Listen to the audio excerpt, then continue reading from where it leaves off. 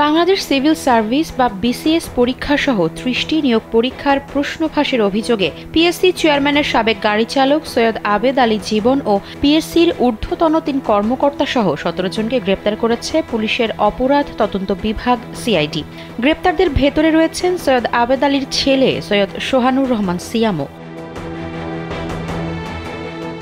সোমবার দুপুর থেকে বাবা ছেলের নানান কর্মকাণ্ডের ছবি ফেসবুকে ভাইরাল হয়েছে। ছাত্রলীগের ডাসার উপজেলা কমিটির প্রতিষ্ঠাতা সহসভাপতি ছিলেন সৈয়দ সোহানুর রহমান সিয়াম। এছাড়াও ঢাকা উত্তর শাখা ছাত্রলীগের ত্রাণ ও দুর্যোগ ব্যবস্থাপনা বিষয়ক সেক্রেটারি ছিলেন তিনি। তবে প্রশ্ন ফাঁসের অভিযোগে সেই পদ হারিয়েছেন সিয়াম।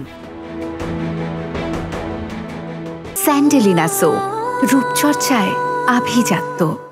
ঢাকা মহানগর উত্তর ছাত্রলীগের ত্রাণ ও দুর্যোগ বিষয়ক সম্পাদক সৈয়দ সোহানুর রহমান সিয়ামকে ছাত্রলীগের পদ থেকে অব্যাহতি দেওয়া হয়েছে। সোমবার ঢাকা মহানগর উত্তর ছাত্রলীগের সভাপতি রিয়াজ মাহমুদ ও সাধারণ সম্পাদক সাগর আহমেদ শামীম স্বাক্ষরিত এক সংবাদ বিজ্ঞপ্তিতে এ তথ্য জানানো হয়েছে। বিজ্ঞপ্তিতে বলা হয়, ঢাকা মহানগর উত্তর সভাপতি ও সাধারণ সম্পাদকের সিদ্ধান্ত মোতাবেক সংগঠনের নীতি ও নৈতিকতা পরিপন্থী কার্যকলাপের সঙ্গে লিপ্ত থাকায় সিয়াম আহমেদকে ঢাকা মহানগর উত্তর ছাত্রলীগ থেকে অব্যাহতি দেওয়া হয়েছে।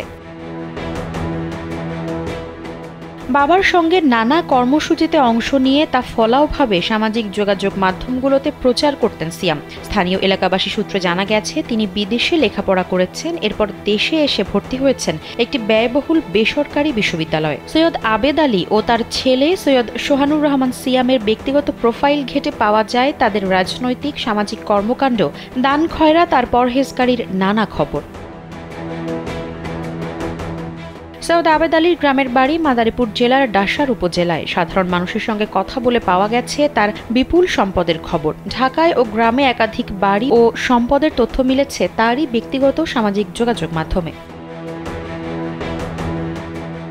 বিপিএসসি ড্রাইভার সৈয়দ আবেদ আলী ৮ বছর বয়সে জীবিকার তাগিদে পাড়ি জমিয়েছিলেন ঢাকাতে। সেখানেই কুলির কাজ করতেন। এরপর গাড়ি চালানো শিখে চাকরি নেন বিপিএসসিতে। এরপর জড়িয়ে পড়েন বিএসসির প্রশ্ন ফাঁস চক্রের সঙ্গে। এরপর আর পেছনে ফিরে তাকাতে হয়নি তাকে। রাতারাতি অর্জন করেছেন বিপুল সম্পদ, সঙ্গে ক্ষমতাও। চেয়েছিলেন ডাসার উপজেলা পরিষদের চেয়ারম্যান হতে। দীর্ঘদিন ধরে উপজেলা চেয়ারম্যান নির্বাচনের জন্য প্রচারণাও চালিয়ে আসছিলেন তিনি। আফসারা নাজ, কালবেলা।